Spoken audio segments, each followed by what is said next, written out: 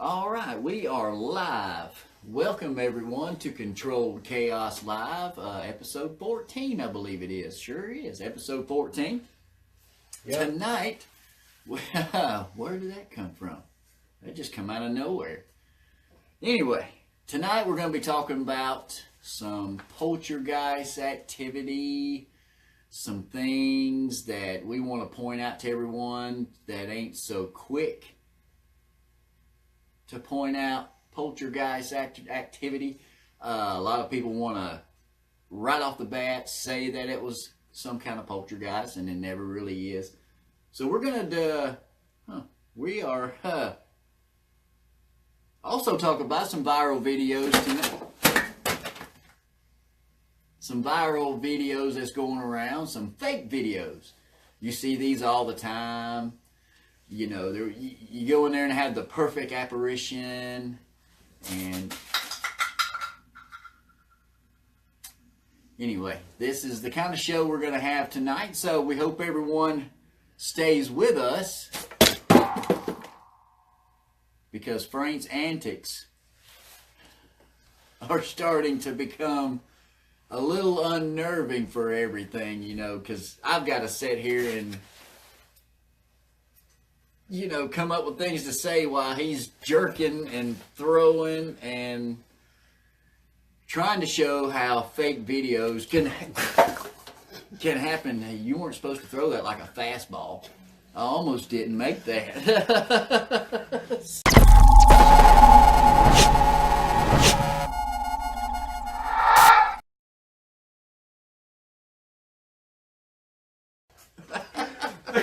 Think fast.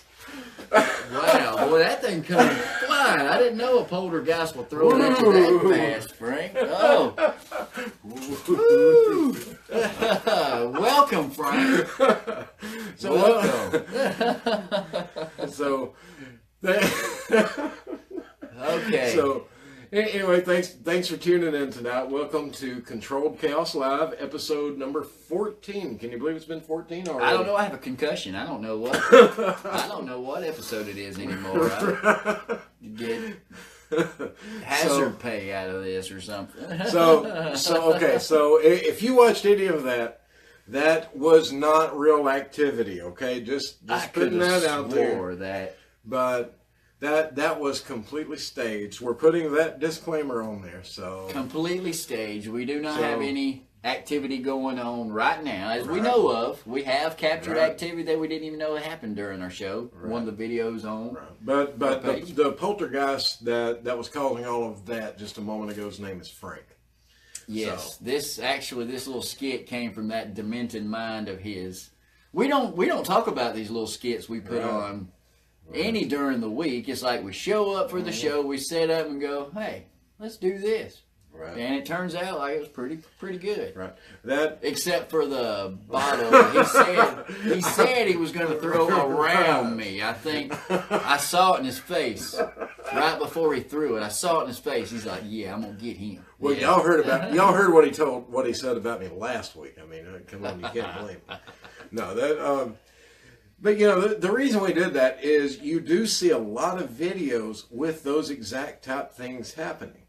So we're going to be talking about some of that and some ways to spot which videos are real, which ones are fake. Right. So we're going to mention that. Photos. Photos are another. Oh, by the way, thing. you owe me like $10 because you used about 150. You used about 150 yards of my fishing line. I can't even get $5 from Jennifer to buy a new lure, and you just used up all my fishing line. So I'm gonna have to get that back. So yeah, that wasn't psychokinetic energy moving that. It was fishing line. It was fishing line and energy exerted from this end of the table, right out of camera view. Mm-hmm. Frank jerking on stuff and throwing and. Well, when I was throwing things, that's because I was actually looking for my drink. It was we didn't make coffee tonight either, so that may have had a little something to do with it. So I'm cranky.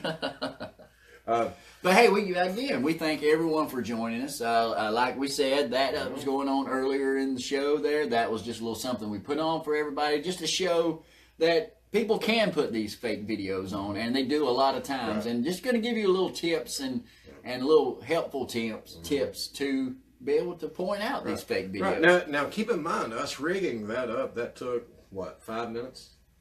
Maybe 10. It didn't take long at all. Yeah. Not long at all. And I tied slip knots to everything, so when you jerked on it, it wasn't going to break. Right. For all you fishermen out there, they know what that is. The thing about it, now we're not saying all videos are fake, and we're not saying that poltergeist activity isn't real. Right. It is, in fact, very real. It's something that happens more commonly than you might think. However, there are many, many misconceptions about poltergeist activity and what a poltergeist is. It's a evil, it's an evil entity that creates a portal in a closet and it comes through the TV set. Right. Yeah. Right, and then you had to call in, and you always got to hunt for your sister. It's always your sister. Right, you got to call in a medium and don't go into the light, Carolyn.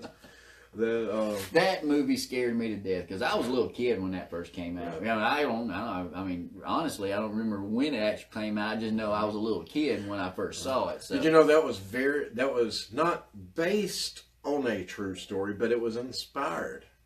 Big difference in based on and inspired by. Okay, we'll talk about that in a little bit. Right.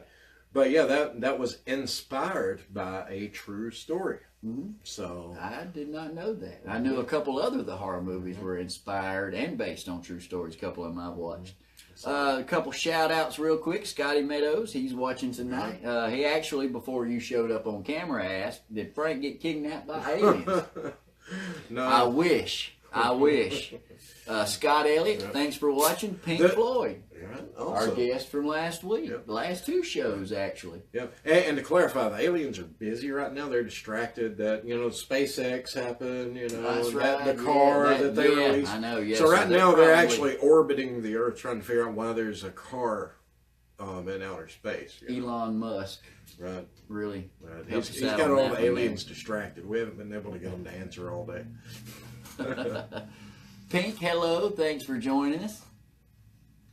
So yeah, anyway, some poltergeist activity. We're going to be talking it's just going to be a hodgepodge of a bunch of things tonight. Right. We didn't really have a show category. No, we really did. We knew what we were talking about tonight. I'm just trying to fill dead air. well, we're not going to. We're going to have next week off from the show. Yes. So we've got to do is just put enough information into tonight's show to make up for next week. To make up for next week, we can barely come up with enough material for an hour-long show, more or less, to come up. Maybe we should just go 2 hours tonight. Well, I don't know about that. I didn't eat before I left the house, so I kind of. I'm gonna have to. Cranky when. Need a Snickers bar. Right, be a diva over there in a minute. So Ann, thanks for joining us. So poltergeist, that evil entity, does everything that you see in the movies happens when the poltergeist is there. Correct. Correct. That's. Got to be right. If it's on TV, it's true, right? And on Facebook Live. If it's on Facebook Live, it's true. Right. If it's on Facebook. What amazes me, though, Frank, is how quickly people love to label activity as poltergeist activity. And I think tonight would be a good time to explain the difference between poltergeist and, say, PK activity or residual energy activity or something like that. So we need to basically come down to what each definition of them are. So people that aren't familiar with poltergeist activity can actually, when they do contact a team or someone else, can actually give them a very good explanation instead of their version of a poltergeist. Right. Okay, rule number 1. Poltergeists are evil. You should move. No, just joking. End the show. Thanks for joining. Right. See y'all later. Hey, that was a good show, Frank. We really did. Hey. So what we want to do for the next 40 minutes? I don't know. I guess. No. And no. In all reality, poltergeist isn't an evil entity that you don't have a home haunted by an evil poltergeist. Although if you ever want to see something funny, just go onto YouTube and type in the words evil poltergeist into your search bar and watch how many videos come up. Poltergeists aren't good. They're not benevolent entities that, no.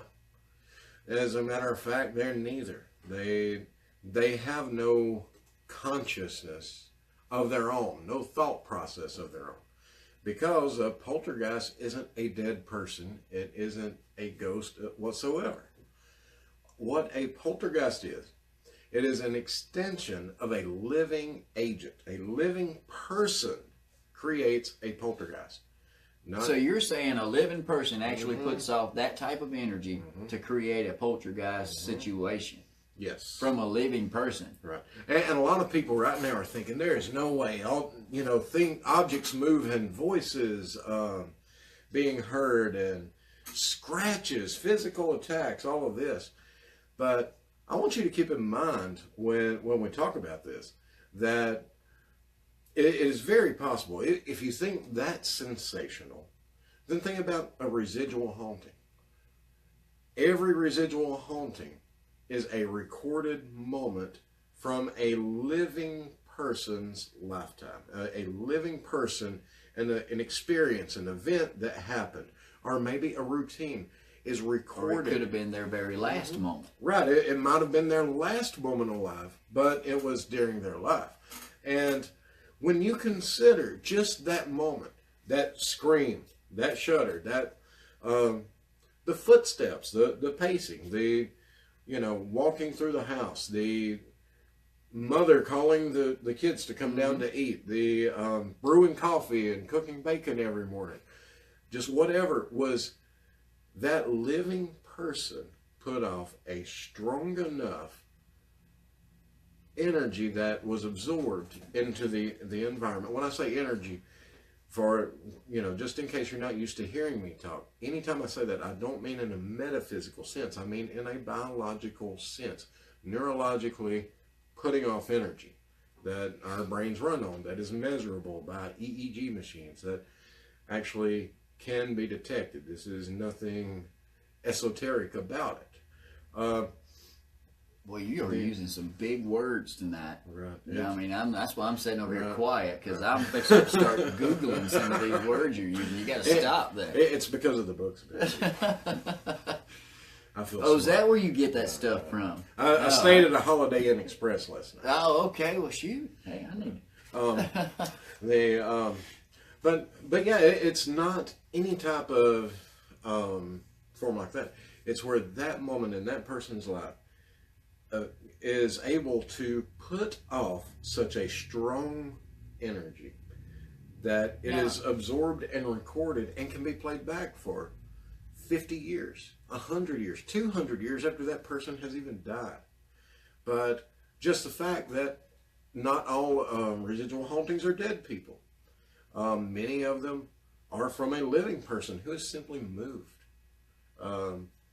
We ran into that before. We have. And we've actually talked about that on the show, too. Well, a few times how we actually captured people's voices that lived in the house prior to. So when you think about how a living person, any living person, has the potential to make such a strong impact on their environment, then, really thinking about a poltergeist, it doesn't seem that far-fetched anymore. You talked about the difference in poltergeist versus PK activity or psychokinetic. Hi, Laura. Thanks for joining us. About she that. says Hello, Laura. You read. Frank reads. Right. I've heard him read. Really is. I have been accused, even on some occasions, of being a book pusher. Everybody accuses me of pushing books on them. I would never do such a thing. I would never say. He came up to me last week after the show, and he says, Donald, I got something for you. I mean, he seemed excited. I mean, really excited. I was like, ooh, he's got a new piece of equipment or something. and it was a Lloyd Auerbach book. And I'm sitting there looking at it, and I go, well, what do we do with this? And he goes, read it. Read it. And I was, okay. I thought you had something good, something I can play with. But no, it was a book. So I've been reading Lloyd Auerbach books for about 3 days now. Right. So yeah. He will push a book on you. Maybe once or twice in the past I have, but it's not like I do it all the time. I don't know. Now, honestly, I don't care. If you're watching, most likely you've heard me before. I'm just going to go ahead and say it, put my opinion out there. Honestly, I don't care if we need to write like some Dr. Seuss style paranormal pop-up books.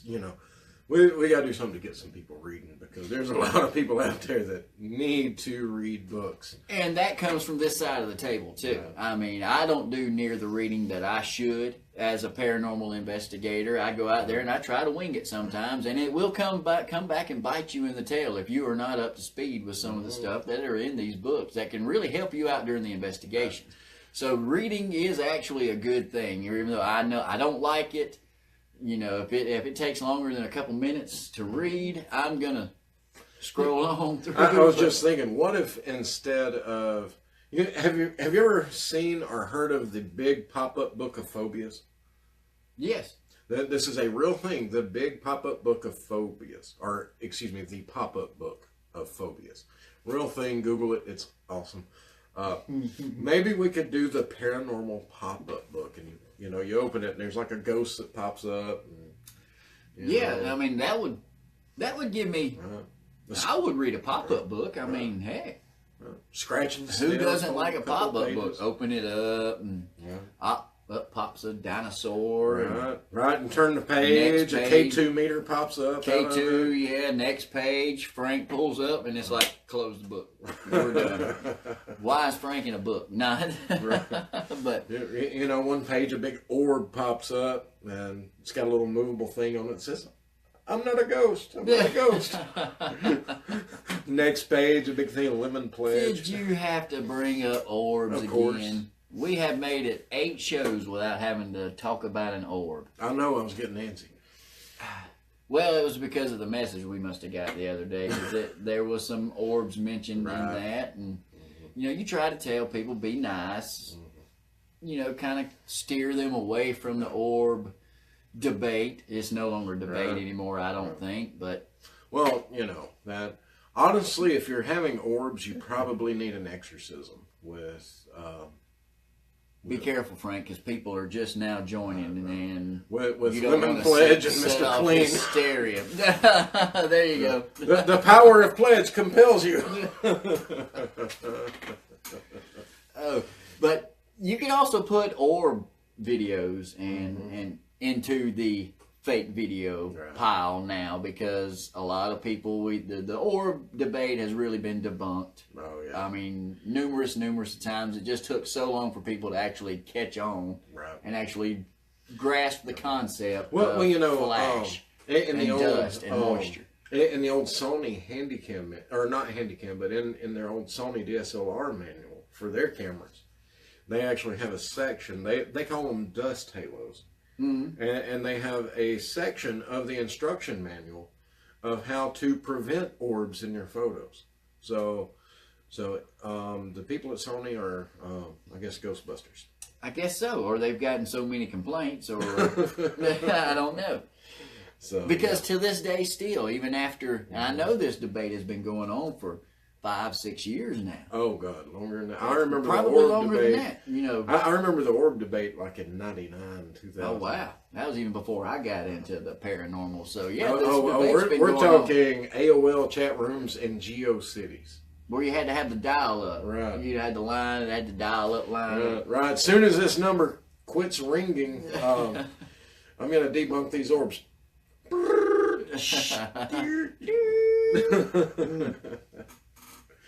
And then somebody calls and boots you right back off. Now you got to restart the whole thing. Right. But I had high speed though. I was on the 56K. Oh, were you? Yes. Well, yes, it was amazing. With the last name Lee, you probably Well, I got sitting on plenty of money. So yeah, hey, Ken Jackson, thanks for joining us. Curtis, Kim Johnston, she's joining us from Scare. Hey, great. We really appreciate it.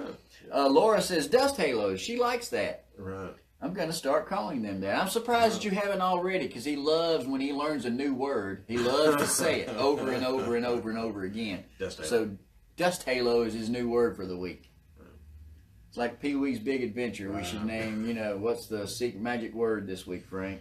Ecocentric? Because you said that a minute ago, and it just threw me. That's one I haven't heard you use, so you must have heard that on the way over tonight or something. Well, it's like I said, I was at the Holiday Inn Express, and I felt smarter for staying there. But back to Poltergeist, and as you were saying, you were talking about how the energy, actually, a poltergeist is actually created from an actual living being. So carry on with that there. Right.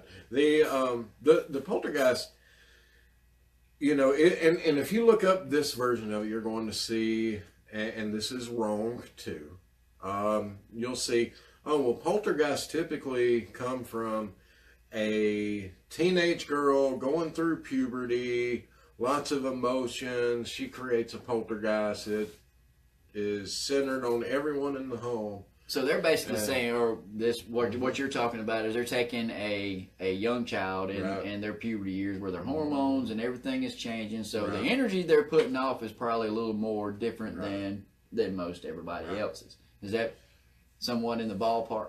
Right. Okay. Right. That's what you'll see over and over, and it is not completely accurate. Yes, you do see poltergeists come from teenage girls going through puberty and all the stress of school and everything else at that age. That's a very stressful age. Causes of poltergeist. Wait till they hit adult puberty. Right. 40s. Right. I'm just playing, please. Send all hate mail to Frank Lee. He made me say that. I didn't. He's got a cue card written down over here that had it on it. He came up with that. So poltergeists are causes of poltergeists, I should say. Any type of emotional turmoil. It can be someone who has been a victim of abuse, someone who has gone through a divorce, someone who's gone through a bankruptcy, or maybe they're extremely stressed on the job. Maybe they're worried about losing their job and then worrying about the ensuing financial stress, what's going to happen afterward. Bad relationships. People with anxiety disorder tend to be prone to poltergeist. People with manic depression, PTSD, just anything that causes you to worry, stress, feel emotional pain.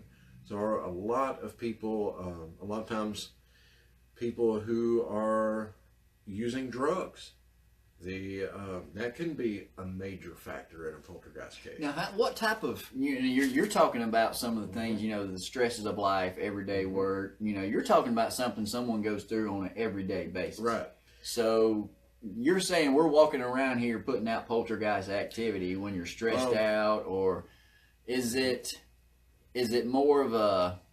I guess my question is, if that's what causes poltergeist activity is everyday stresses, what level does that have to get to in order to make it a poltergeist level, or not necessarily level, but situation? What happens? Because to me, the way you're talking is, if all that stresses comes at me all at one time, and I hit a crack pipe at the same time, and all of a sudden the lights are going to explode, and right. Bad analogy. It just popped into my head. And this is what I have to deal with.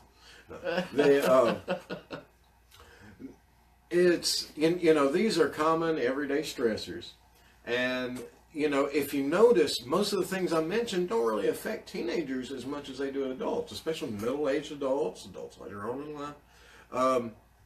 The thing about these is that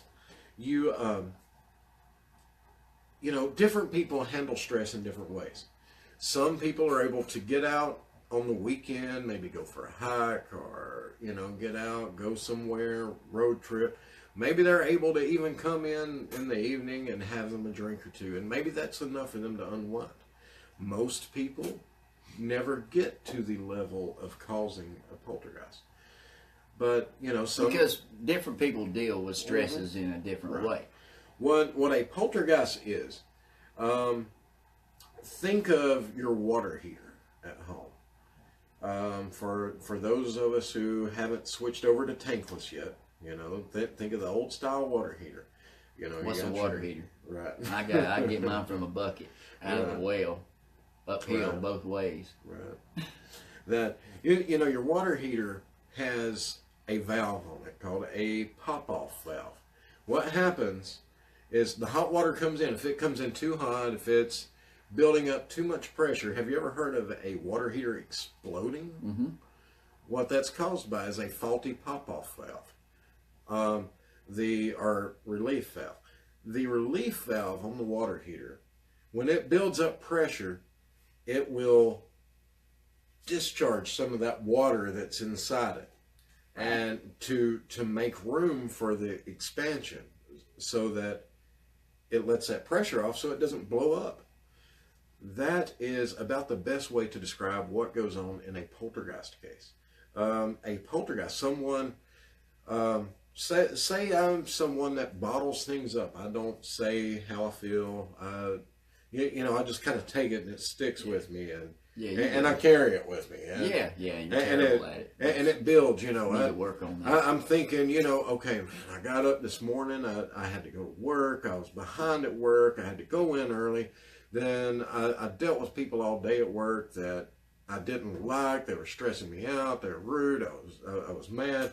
And then I went to go to lunch, and they got my order wrong when I went and got some lunch. So that didn't help any. And then I looked at the bank account, and there wasn't much money in there. And now I'm stressed because, I only get paid every 2 weeks, and I got to go a whole other week before I get paid on just this little bit of money. And then I got to go back to work tomorrow and deal with all this stuff. And then when I go home, I've got to deal with the kids and, all this. And then I'm just not, Calm down. It's you okay. can see how someone in a situation like that, up, man. You're getting, when you have so many things, it may not be one major thing. Right. It may be a culmination of many different things piling up together.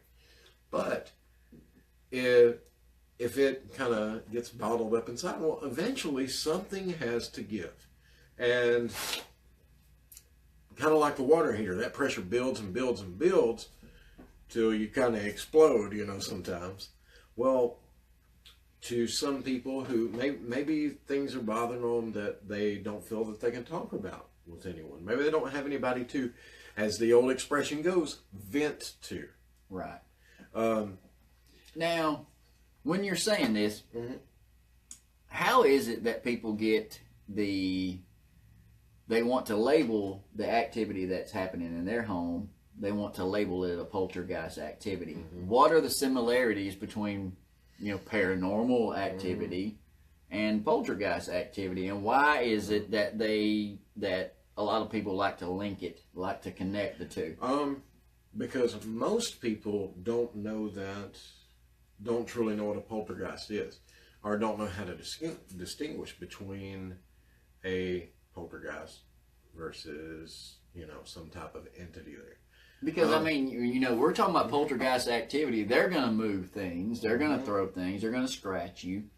Right. But so will, just a regular spirit that we've encountered, not the more malevolent Mississippi burning, how do you say that? Malevolent? I can't even say it. Man, mean spirit, bad spirit. but yeah, with poltergeist, the thing that happens is, using the analogy of the safety relief valve, the pressure builds up to a point that it's either the mind has to either relieve some pressure or shut down or explode, whatever, and there's going to be some major issue.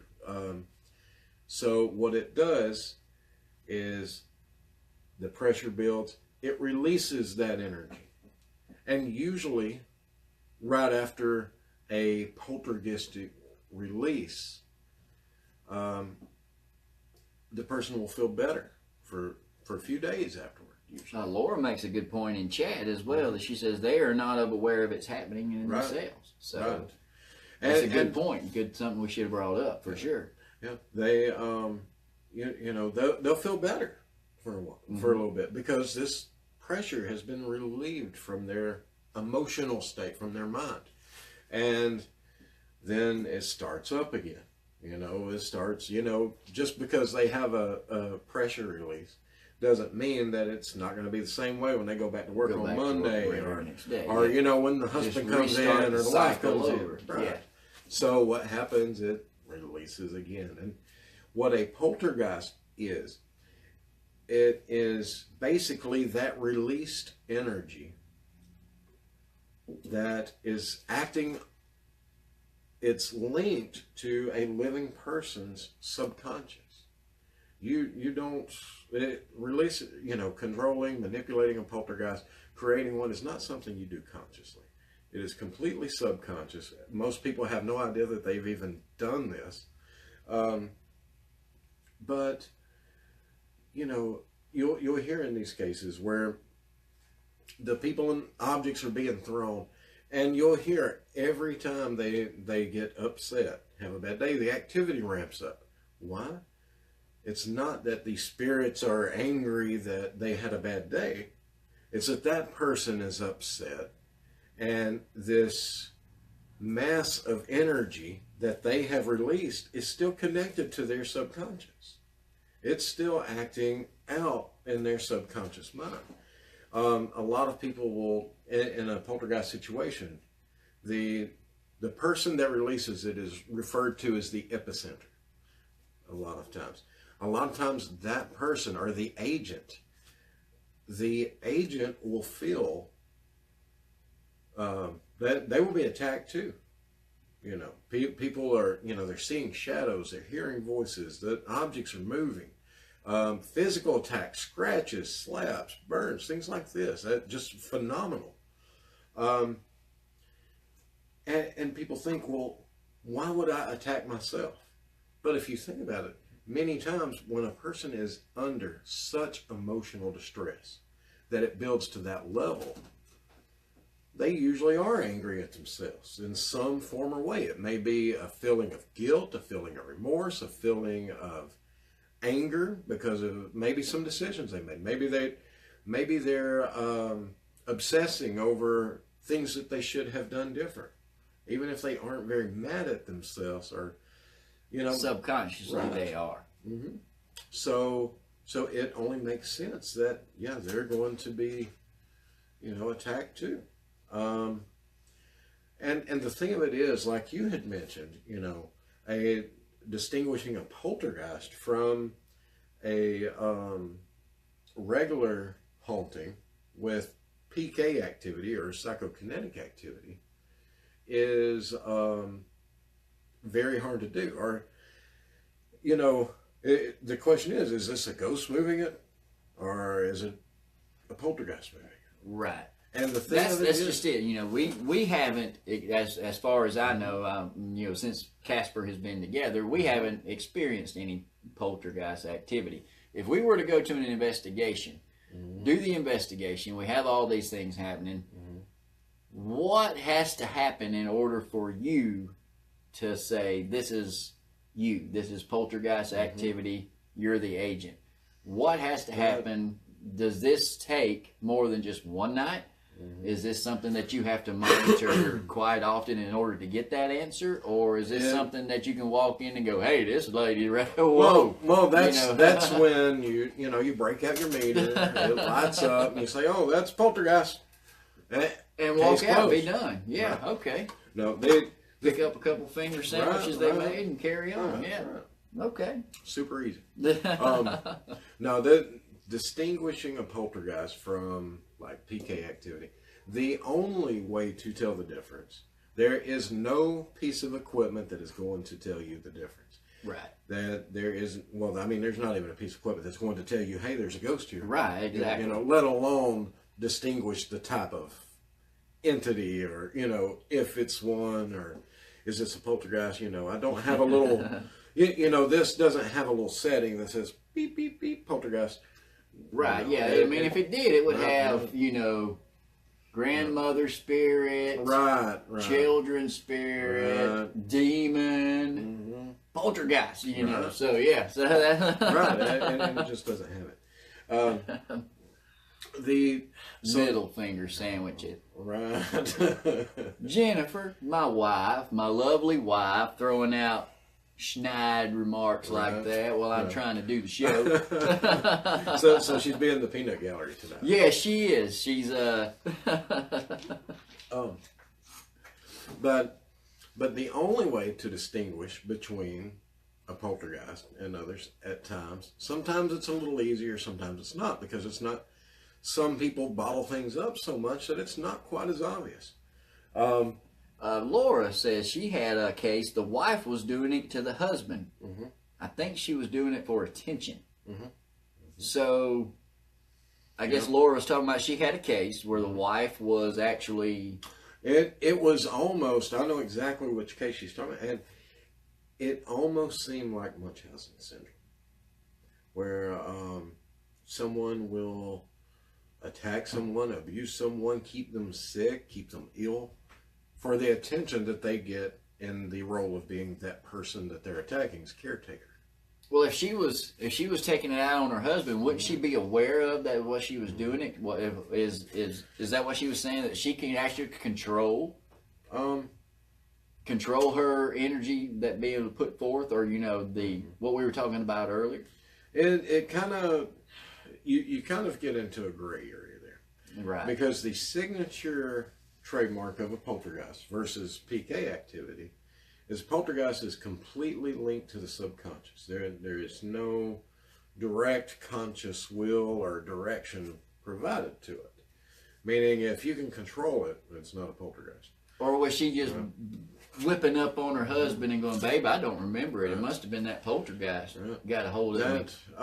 That'd be a good excuse. You could actually play it off as that. But that kind of comes into the difference between poltergeist and PK activity that we'll get to here in just a moment. But yeah, the only single way to really make a determination of is this a poltergeist or is it something else is going to be through observation, reviewing the journal that you've had your client start. Remember that initial contact when you very first talked to the client that first time. Your first piece of advice to them was to keep a journal, log everything that happens. Familiar. Right, because everyone out there is doing this, correct? Right. I think we've said this almost every show. Keep a journal. Keep a journal.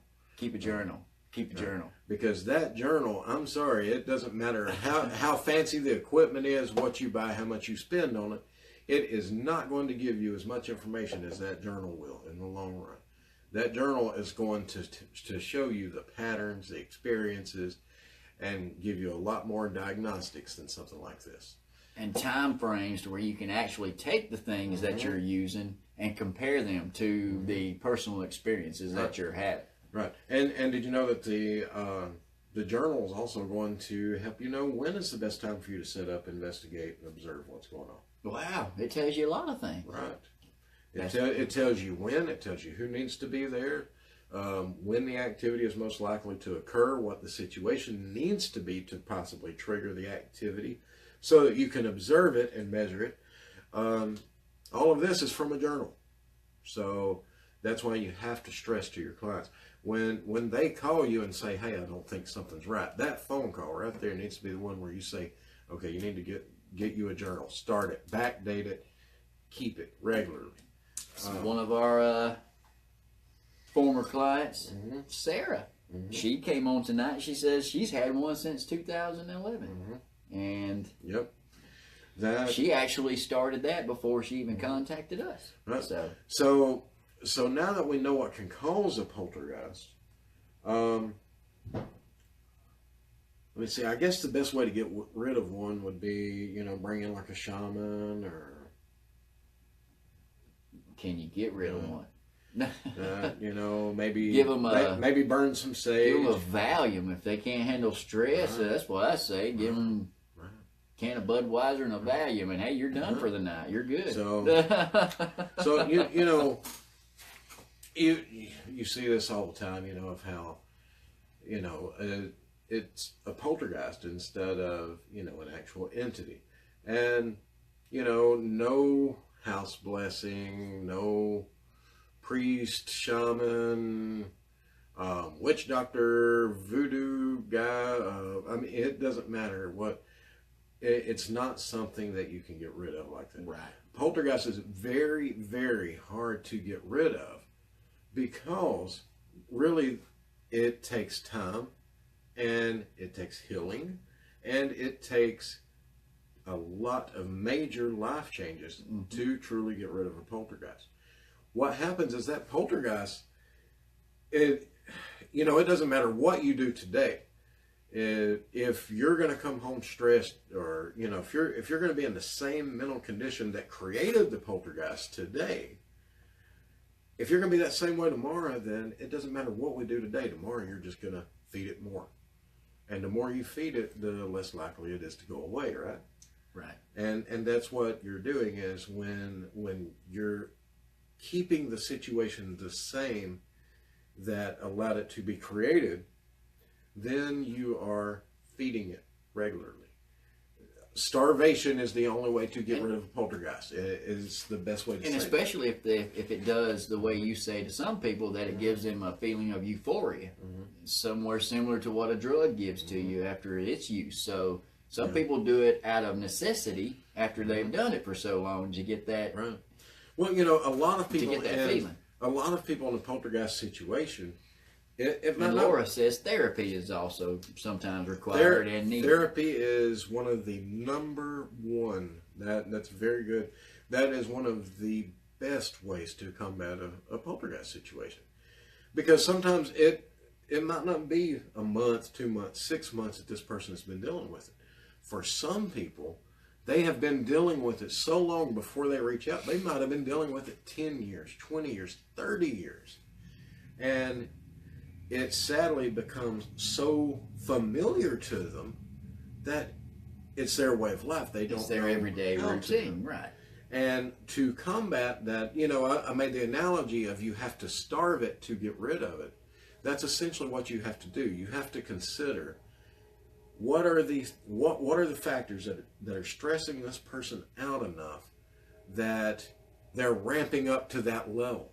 And then you have to pick that apart using your journal that you've had the client keep. And you find what stressed them and you change it. A lot of times poltergeists are created out of fear. Maybe something's And it could going be on. something as simple as changing dinner time from 5:30 to 6:30. So you're not so pressured by the time you get home to get supper ready and get everyone set down at the table. It could be something just as simple as that to take away some of the stress on you. Well, think of some of the most common rules that we have set for clients to follow in poltergeist situations. Time management, changing a few things around.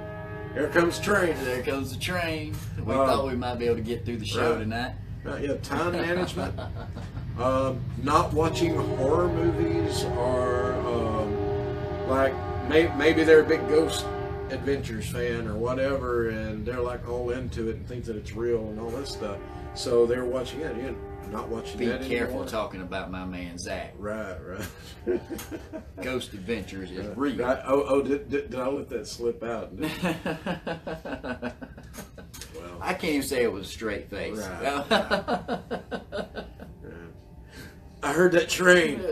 Did you hear it? Dude, it said kill Frank. It did. I heard it. Dude, run. I tried to watch them the other night. I really did. When they first came out, I watched them kind of every week when they come on. But now I try to watch them, and you can just tell it is so active. They act so much that it just... Now, a good way to watch Ghost Adventures, a good way to do it is basically after every other sentence that Zach says, you can go dun dun dun. Makes it fit perfectly. That's the only way to watch it. You know, it really is. It was hard for me to watch. It really was. So I can see why everybody picks on poor Zach now. This book here, placed on the table, could it have been owned by someone else? Could it have been used by someone else's hands touching this very book that I'm touching right now? You know, that's pretty much, you know, and then some kind of dun dun dun, and somebody throws something over. You had there. me pretty intrigued. Right. I was kind of wondering who owned this book before you did. Right. Huh. So that's kind of the way it goes. And of course, Aaron falling down. Right. Sarah had to bring that up. They make bets. Dakota and they make bets on when Aaron is going to fall down. Right. So, Right. you know. So I mean, With us, that's never planned. It's just because we're not very good at seeing in the dark. Right.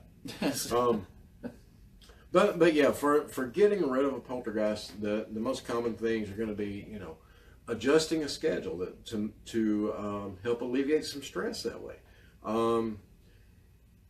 You know, maybe it might be a situation where not watching certain types, we'll word it that way, of TV shows in the house, or not reading certain types of books. You know, like. So it could be the Why Me channel could be Right. a trigger. So stop watching that and watch something like Wheel of Fortune or something. Right. Something positive. Right. That was a joke again too. Right. It could be, you know, avoiding certain people. That is a real solution sometimes.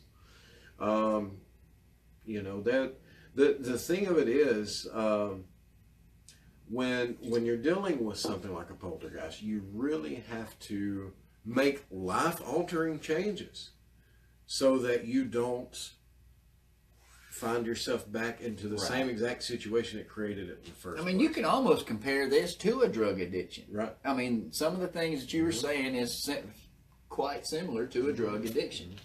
Relapse, like you said there. Once you have that lifestyle change, you could also possibly go back and relapse to the same old lifestyle that you were doing.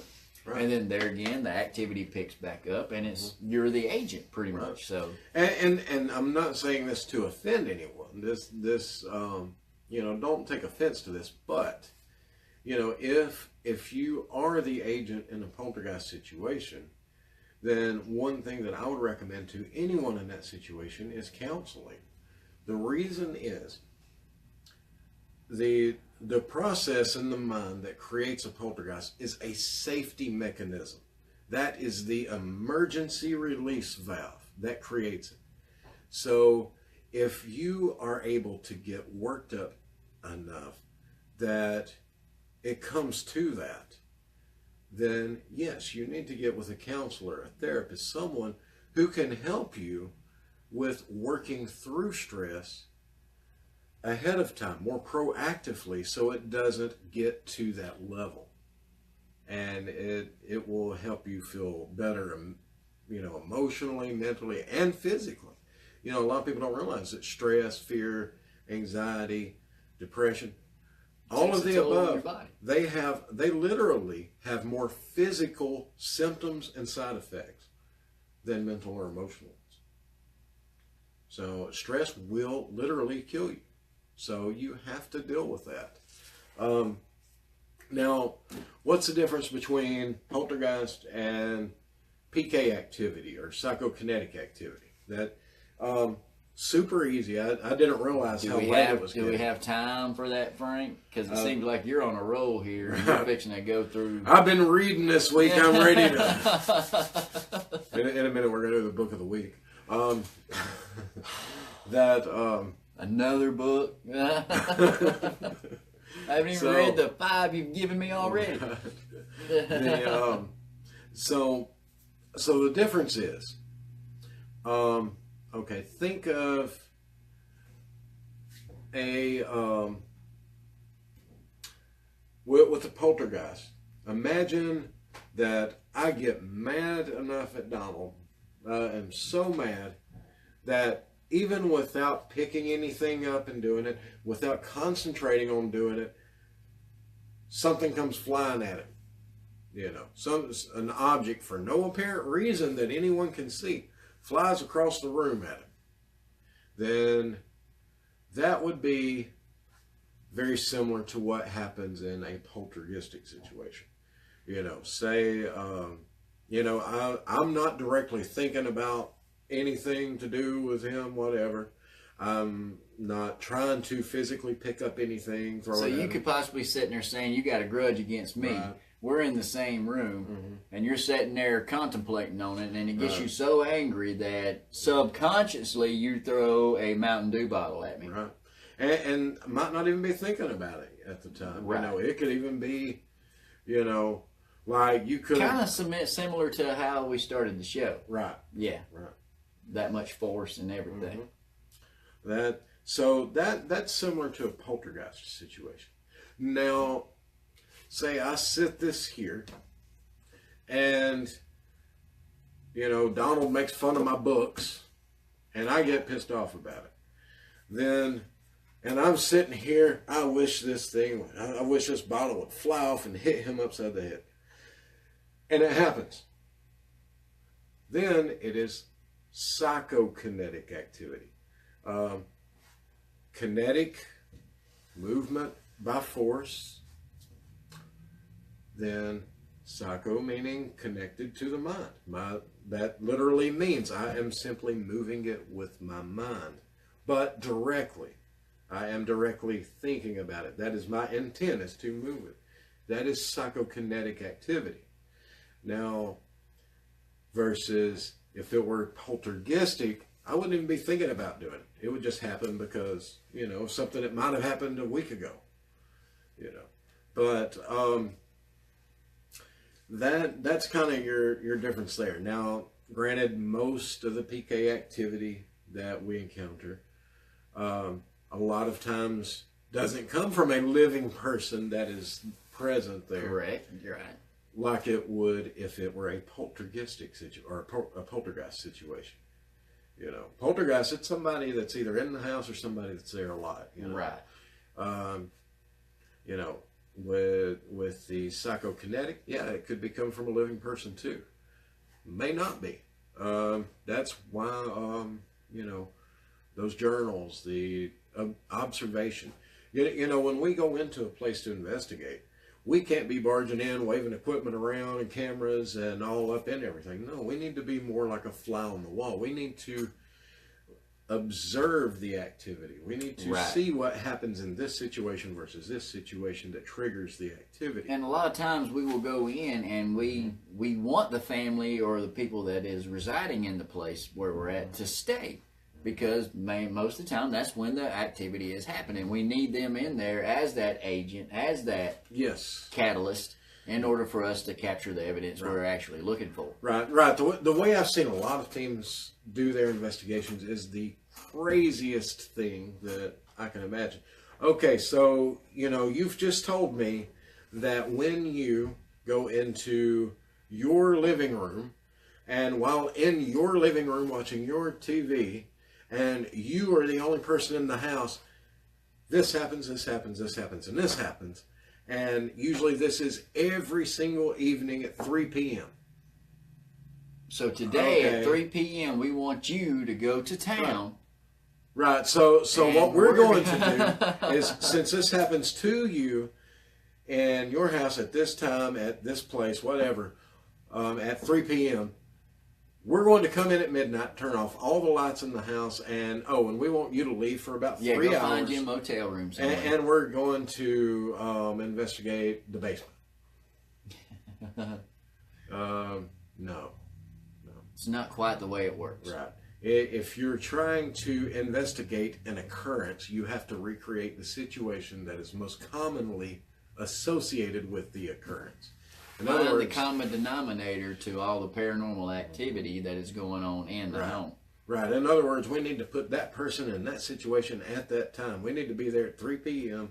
with maybe a couple of cameras set up in their living room, watching whatever. We don't need to be in there. They need to be in there by themselves. Why? Because that's when the activity seems to happen. So, we have to, as closely as we can, while still observing, recreate the situation so we can determine what is happening. I've never understood the whole thing of, well, right. this is happening to you, so we're going to get you to leave.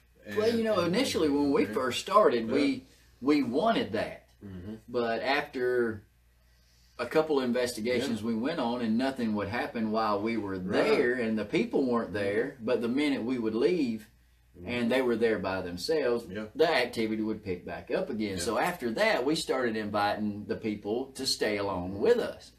And it has turned out to actually increase the activity that we've captured. Right. It will. That you have to, you can't take away all of your contributing factors and expect it to work out that way. You know, and something that that I can't recommend enough, and I know we've been kind of joking about this throughout the show. Pick up a book and read it. You know, prepare yourself. You know, educate yourself to the point that you know what to look for, what the triggers are. An excellent book I'm going to recommend to everyone. Yep, so I'm going to do it. Is this a paranormal case book, Ghost Hunting in the New Millennium by Lloyd Arbach. All right. In this, it literally talks about some of the cases he has studied, some that he's investigated, what the outcomes were as far as what caused it, how they solved it, how they determined what was going on. And this is, I mean, super handy to have around. And if you haven't read it, go get it, read it. You can get the thing on Amazon for under $10. Yeah, that's, you know. Lloyd has a great way in his books and everything and explaining it to where you can understand it, to where you don't have to look up every other word they're trying to say, like some books I've tried to read. If you can afford this, you can afford 7 of these. Exactly. If you can afford this, you can afford 3 of these. So you can't say, you know, there's no excuse. Just read the book. Pick up the Ghost Hunter's Bible too while you're at it. This is C.A.S.P.I.R, Hauntings, and Poltergeists. Oh, this seems relevant to what we've been talking about tonight, doesn't it? Really? Yeah. Wow. Subconsciously, I must not have been here. Right. Huh. So pick up that. Even if you don't read it cover to cover, at least, you know, skim through it. Keep it with you when you go on investigations. It makes a great reference. You know that. But you know, we sat here and talked the whole show about poltergeists. Right. We didn't get to fake videos. Right. None at all. That means we're going to have to do another show. We're going to have to do number 15. That, I guess the only way to do that is going to be, we'll do a whole show about fake videos. Sure, we can do that. Yep. We can absolutely do that. Yeah.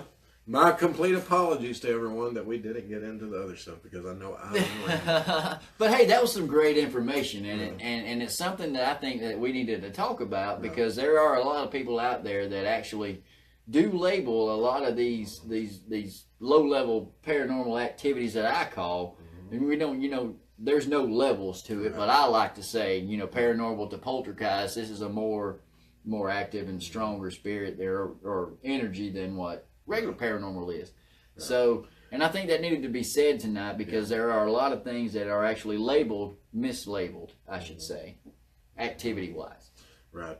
And if you don't take anything else away from tonight's show, your main takeaway needs to be, it doesn't matter if it's poltergeist, if it's residual activity you're dealing with, or if it's an intelligent haunting. The biggest thing is, do not be afraid of it. Don't let yourself go down that road. Because fear is such a powerful emotion, it will only make the situation worse, no matter which situation you're dealing with. Fear, anger, you know, those are anxiety, depression. Those are your biggest stressors that they're going to make things much worse for you than they really need to be. So thinking about watching the show next week, that's stressful. Right. You know, I understand. I can fearful that. for some fearful, even fearful. You know, so. But with that said, I will finally quit my rambling, and we will let everyone get to bed because we know it is Thursday. Everybody's got to go into work tomorrow and all that. And they don't want to hear me ramble all that. Probably not. But hey, I'm not going to tell you the actual truth. But no, hey, we've learned some good things tonight. I think it was a really good show. We put out some good information for everyone, and well, that's what I meant. And I think I am over my concussion, where you hit me in the head right off the bat. So everybody can always rewind the video and watch that. Get a good laugh before they go. So and we'll do here in just within the next few weeks, we'll do a show about viral videos and how to debunk them. Or we're also going to have another guest on coming up in a couple weeks. Another team member going to come on and talk. Deanne Harper. She's going to be on the 22nd, I believe. Yep. She's going to come on and talk about how she prepares. She's also one of our sensitive. She does the spirit writing. We're going to be talking about that. As a reminder, we are not going to have a show next week. Frank is going to be out of town, and I'm going to enjoy my Thursday night. So we're actually going to get a break. Everyone gets a break from us, but be back the following week. And hey, we thank everyone for joining us tonight. Yeah, thank you for tuning in tonight. And we will see you week after next. Awesome. Great. Let's see. Laura asked a question real quick. What, how long does it... Did we stop? No, Laura said... She said, did our mail meter just make a beep? I didn't hear it go off. Did you? I don't know. I didn't hear anything, so... Poltergeist! Oh! Doggone it. These Who things turned at me. When did Poltergeist start?